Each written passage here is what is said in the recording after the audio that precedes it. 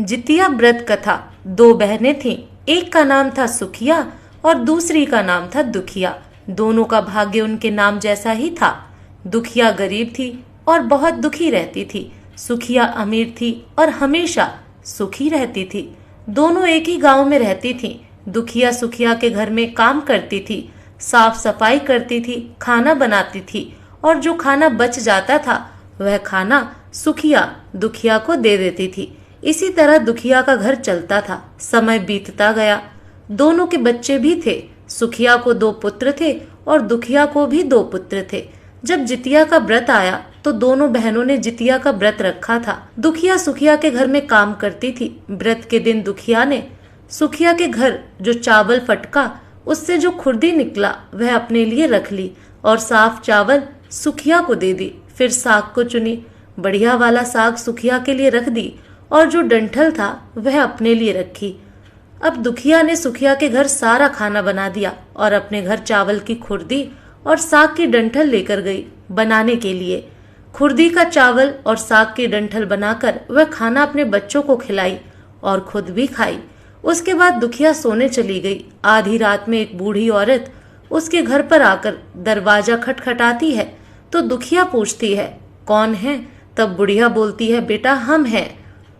दुखिया ने उठकर फाटक खोला और पूछती है, अम्मा आपको क्या चाहिए? इतनी रात में आप यहाँ किस लिए आई हो? बुढ़िया बोलती है, बेटा मुझे बहुत भूख लगी है, कुछ खाने को दे दो। दुखिया उसे घर के अंदर ले आती है और कहती है, हम लोग बहुत गरीब हैं, आज मैंने खुर्दी का चावल और साग की डंठल बनाया है, क्या आप खाएंगी? तो बुढ़िया कहती है, हाँ क्यों नहीं खाएंगे, हमें बहुत भूख लगी है, हम वही खाएंगे।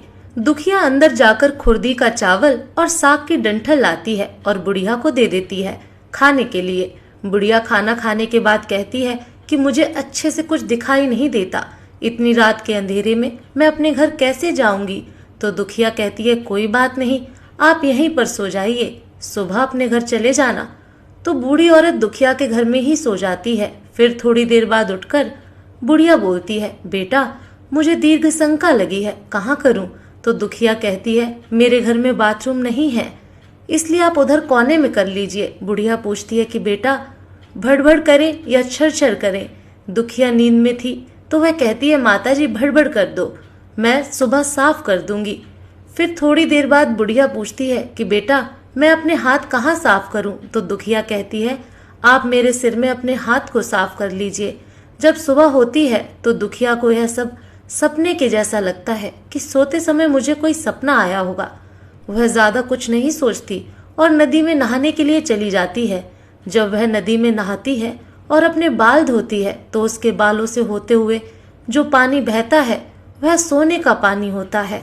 आसपास की सभी महिलाएं यह देखकर चकित हो जाती हैं और कहती हैं कि तुम्हारे बालों से तो सोने का पानी गिर रहा है, क्या बात है? फिर उसे रात की सारी बात याद आती है। वह दौड़कर अपने घर की ओर भागती है, यह सोचकर कि उसका घर दीर्घ शंका से गंदा हुआ होगा, पहले उसको साफ करना होगा। जब वह अपने घर में जाती है तो देखती है कि घर के हर कोने में ढेर सारा सोना बिखरा पड़ा होता है।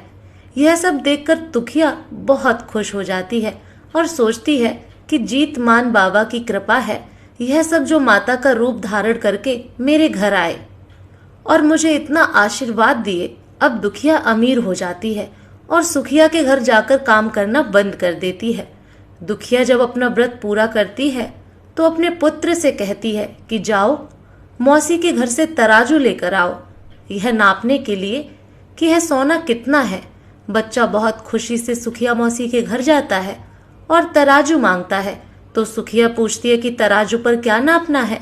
तो बच्चा बोलता है, मेरे घर में बहुत ढेर सारा सोना है, उसी को मम्मी नापेगी। सुखिया कहती है, खाने के लिए तुम्हारे पास कुछ भी नहीं है और सोना नापोगे, मुझसे झूठ कहते हो? तो बच्चा कहता है, नहीं मैं झूठ नहीं बोल रहा हूँ। सुखिया सोचती है जब तराजू मांगा है तो कुछ ना कुछ तो जरूर नापना होगा, इसलिए वह तराजू के पीछे गोंद लगा देती है ताकि जो भी नपेगा वह थोड़ा सा इसमें चिपक जाएगा। दुखिया जब तराजू पर सोना नापती है तो कुछ सोने का टुकड़ा उस गोंद में चिपक जाता है। जब बच्चा तराजू लौटाने आता है तो सुखिया उसको उलट पुलट कर देखती है तो उसे तराजू में सोना लगा हुआ मिलता है। सुखिया सोचती है उसके घर में जरूर कहीं से सोना आया होगा, इसलिए वह कई दिन से काम पर भी नहीं आ रही है। सुखिया उसके घर जाकर देखती है कि आखिर यह सोना कहाँ से आया। जब सुखिया दुखिया के पास जाकर पूछती है कि तुम्हारे पास इतना सोना कहाँ से आया कि तुम तराजू मंगाई नापने के लिए, तो दुखिया उस रात की सारी कहानी अपनी बहन सुखिया को बताती है। दुखिया का मन एकदम सच्चा था, इसलिए वह सब कुछ बता दी। लेकिन सुखिया के मन में लालच आने लगा कि दुखिया के पास हमसे भी ज्यादा धन आ गया। अब अगले जितिया में मैं भी खरदी का चावल और साग की डंठल बनाऊंगी। फिर अगले साल जितिया का व्रत दोनों बहनों ने रखा। सुखिया के पास हर तरह का सुख था और धन भी था, फिर भी वह जितिया के दिन चावल फटक कर साफ चावल फेंक दी और खुरदी अपने पास रख ली। साग को तोड़कर पत्तियां फेंक दी और डंठल अपने पास रख ली और वही बनाई। खा पी कर पूजा पाठ करके सोने चली गई। फिर आधी रात में उसके घर में भी बुढ़िया आई और दरवाजा खटखटाती है। सुखिया उसका इंतजार कर रही होती है। वह तुरंत दरवाजा खोलकर बुढ़िया को अपने घर के अंदर ले आती है। बूढ़ी बोलती है, मुझे बहुत भूख लगी है, कुछ खाने को दे दो। तो सुखिया कहती है, मैंने खुरदी का चावल और डंठल का साग बनाया है। बुढ़िया बोलती है, कोई बात नहीं, मैं खाऊंगी। तो सुखिया परोस देती है। वह खाना खाने के लिए और सोने चली जाती है। बुढ़िया बोलती है, मैं घर नहीं जा सकती, मुझे दिखाई नहीं देता। तो सुखिया कहती है, कोई बात नहीं, आप यहीं सो जाओ।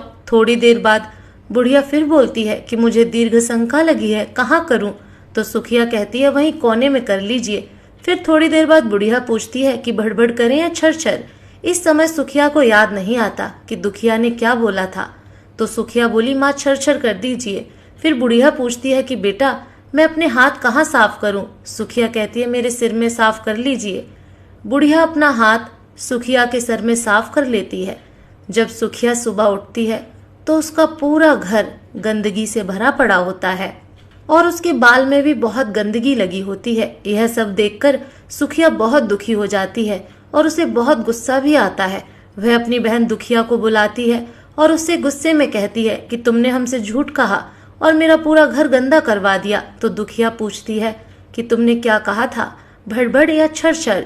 तो सुखिया कहती है, मैं तो छरछर बोली। तो दुखिया कहती है, यहीं पर तो तुमने गलती करी और तुम्हारे पास तो सब कुछ था, किसी चीज की कमी नहीं थी, फिर भी तुमने लालच किया।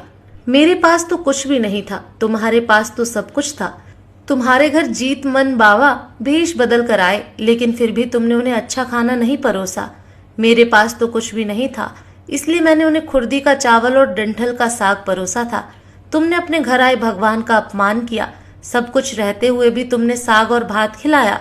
तुम्हारे पास सब कुछ होते हुए भी तुम्हें लालच नहीं करना चाहिए था, इसीलिए तुम्हारे साथ बुरा हुआ। दोस्तों, आपको ये कथा